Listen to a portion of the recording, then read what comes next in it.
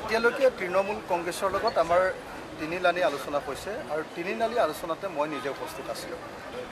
তাৰ ভিতৰত তৃণমূল কংগ্ৰেছৰ নেতৃবৰ্গ, শীৰ্ষ নেতৃবৰ্গ আৰু ভাৰতবৰ্ষৰ ইলেকশ্যন ষ্ট্ৰেটেজিষ্ট প্ৰশান্ত কিশোৰ তেওঁ উপস্থিত আছিলে। তিনিলানি আলোচনাত আটাইবিলাক ইতিবাচক আলোচনা আছিলে আৰু আটাইবিলাক আলোচনাত তেখেতসকলে খুব মৰমেৰে সৈতে মোক অনুৰোধ কৰিছে যে মই অসমত তৃণমূল কংগ্ৰেছৰ ৰাজ্যিক সমিতিৰ নেতৃত্ব ল'ব লাগে, সভাপতিৰ পদ গ্ৰহণ কৰিব লাগে। অন্য এটা ৰাষ্ট্ৰীয় দলৰ পাৰ্ট হৈ যোৱাটো আমাৰ কাৰণে এটা কঠিন বেপাৰ। কালি আমাৰ কেন্দ্ৰীয় কমিটিৰ কাৰ্যনিৰ্বাহক হৈছিলে, তাত পুংখানুপুংখভাৱে এই সম্পৰ্কে আলোচনা হৈছে। আমি এটা প্ৰস্তাৱ দিবৰ কাৰণে সিদ্ধান্ত গ্ৰহণ কৰিছোঁ তৃণমূল কংগ্ৰেছক যে আমি তেওঁলোকৰ লগত বিলীন হৈ যোৱা নহয়, আমি এটা ৰিজিয়নেল ফ'ৰ্চ হিচাপে থাকিব খোজোঁ। মমতা বেনাৰ্জীৰ নেতৃত্বত আমি এটা ফেডাৰেল ষ্ট্ৰাকচাৰৰ কাৰণে কাম কৰিব খোজোঁ।